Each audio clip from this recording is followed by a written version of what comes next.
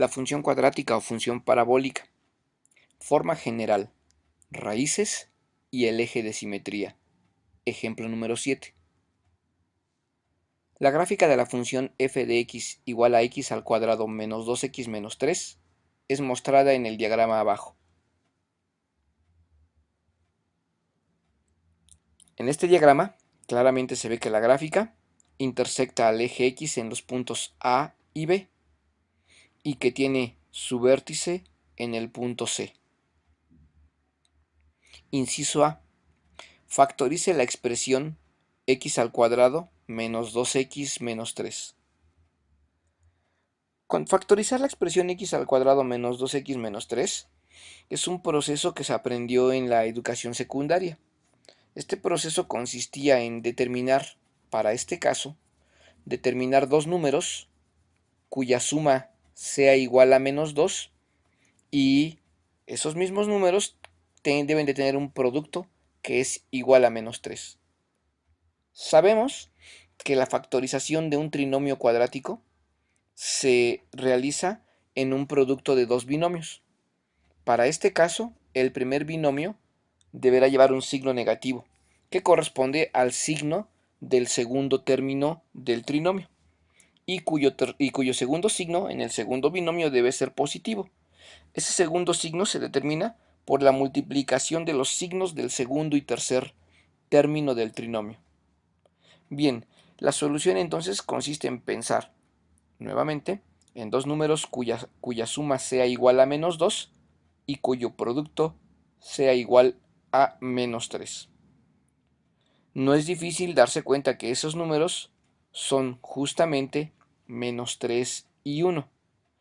Solo para verificar, menos 3 más 1, eso es igual a menos 2, cumple con la suma, y menos 3 multiplicado por 1 es igual a menos 3, cumple con el producto. Por tanto, la respuesta al inciso A es que la factorización de la expresión x al cuadrado menos 2x menos 3, pues es x menos 3 por x más 1. Ahora bien, dado que nosotros ya tenemos la factorización de esa expresión, es fácil darse cuenta que la función que nos fue dada en un principio se puede expresar ahora en su forma factorizada. Es decir, la misma función que teníamos al inicio de f de x igual a x al cuadrado menos 2x menos 3 se puede reescribir como f de x igual a x menos 3 multiplicado por x más 1. Esta parte es muy importante para el siguiente inciso. Inciso B. Escribe las coordenadas de los puntos A y B. Dijimos desde un principio que los puntos A y B corresponden justo a las intersecciones de la gráfica con el eje x, esto es, a las raíces de la función. Pues bien, si nosotros ya tenemos la función escrita en su forma factorizada, sabemos pues que para contestar el inciso B, esta forma factorizada siempre representa a las raíces de la función. Es decir, en este caso la forma factorizada toma la forma de x menos la raíz 1 multiplicado por x menos la raíz 2. Esto entonces nos lleva a decir y a deducir que, dada la forma factorizada de la función, la primer raíz, R1, debe de ser justo 3. Y la segunda raíz, R2, debe de ser justo menos 1. Eso se deduce del despeje de cada uno de los factores de esta forma factorizada. Pues bien, si ya tenemos el valor de las raíces, las coordenadas de los puntos A y B se escriben de la siguiente forma. A, que corresponde a la raíz negativa, es el punto menos 1,0. Claramente se ve que A es un valor negativo en X. B es el punto de coordenadas 3,0. No olvidar que las raíces tienen como característica fundamental que el valor de Y siempre es igual a 0. Inciso C. Escribe la ecuación del eje de simetría. El eje de simetría es una recta vertical. Es una recta vertical que pasa por el vértice de la función. Y ese vértice esa recta y ese vértice están justo en el punto medio de las dos raíces. Es decir, el eje de simetría es, como se ve en el dibujo, una recta perfectamente vertical.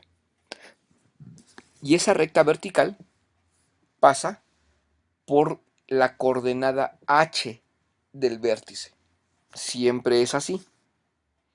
En este caso, como nosotros tenemos las dos raíces, nosotros podemos deducir el valor de esa coordenada h. Baste recordar que, dado que en el eje de simetría la ecuación siempre será x igual a h, y dado que h es igual a la suma de las dos raíces dividido entre 2, lo podemos calcular.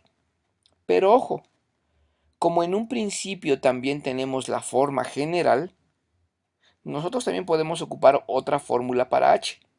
La fórmula que dice que h es igual a menos b entre 2a. ¿Por qué tenemos aquí dos opciones? La respuesta es fácil. Tenemos dos opciones porque, por un lado, tenemos la ecuación general de la parábola y por tanto tenemos el valor de los parámetros a, b y c. Por otro lado, tenemos el valor de las raíces de la parábola. Y esto significa que si tenemos las raíces, la coordenada h siempre será su punto medio. ¿Qué fórmula o qué proceso utilizar? Es indistinto, porque corroboraremos que, con independencia del método, el resultado es único y consistente. Veamos cada uno de los dos caminos. Vamos a pensar de entrada en el camino que nos permite usar la forma general, es decir, en la fórmula de h igual a menos b entre 2a. Si nosotros observamos la forma general, rápidamente nos daremos cuenta que el valor de b es de menos 2 y el valor de a es de 1. Así pues, h es igual a menos 2 dividido entre 2 por 1. Al hacer las operaciones y realizar la división, obtenemos que el valor de h es igual a 1. Eso utilizando la primera fórmula a partir de la forma general. Si utilizamos el segundo camino, el camino del punto medio de las raíces, diremos que h es igual a la suma de las dos raíces, en este caso 3 menos 1, dividido entre 2. Esa operación, que es bastante sencilla, nos vuelve a decir que h es igual a 1. Se corrobora lo que hemos dicho. Con independencia del método utilizado, el resultado es único y se muestra claramente consistente. Un resultado, en un ejercicio cerrado de matemáticas, nunca va a depender del método. Al contrario, será independiente a él. Por tanto, la solución para el inciso C es que la ecuación del eje de simetría deberá ser x igual a 1. Inciso D. Escribe las coordenadas del punto C, el vértice de la parábola. Pues bien, sabemos que el vértice de la parábola debe de tener un par de coordenadas, conocidas típicamente como h, k. Y el valor de h es justo el que nosotros acabamos de encontrar. El valor de h es el mismo valor que corresponde a la ecuación del eje de simetría y que corresponde al vértice. Por tanto, hasta este punto, nosotros sabemos que el punto C, que es el vértice de la parábola para este ejemplo, es el punto de coordenadas h, k, de las cuales sabemos que h es igual a 1. Segundo, que para hallar el valor de k, debo de calcular f de h. Es decir, debo de sustituir el valor de h encontrado en la función. Y aquí la situación interesante es que tengo dos funciones posibles. La primera, la función general. La segunda, la función factorizada. Bien, pues la sustitución en cualquiera de ellas nos debe de arrojar el mismo resultado. Vamos a utilizar cualquiera de ellas para sustituir el valor de h. Si lo hacemos en la forma factorizada, k es igual a f de 1, lo cual significa en la forma factorizada f de 1 será igual a 1 menos 3 multiplicado por 1 más 1. Esos paréntesis se simplifican y tenemos la multiplicación de menos 2 por 2. Por tanto, k es igual a menos 4. Así, de esta manera, nosotros ya conocemos las coordenadas del vértice. El vértice, por tanto, deberá de tener por coordenadas al punto 1 en H menos 4 en K. Ustedes podrían muy bien haber hecho la sustitución no en la forma factorizada, sino en la forma general. Y podrán corroborar, si ustedes deciden hacerlo, podrán corroborar que el valor de K se mantiene consistente. Por tanto, no dependerá del método empleado.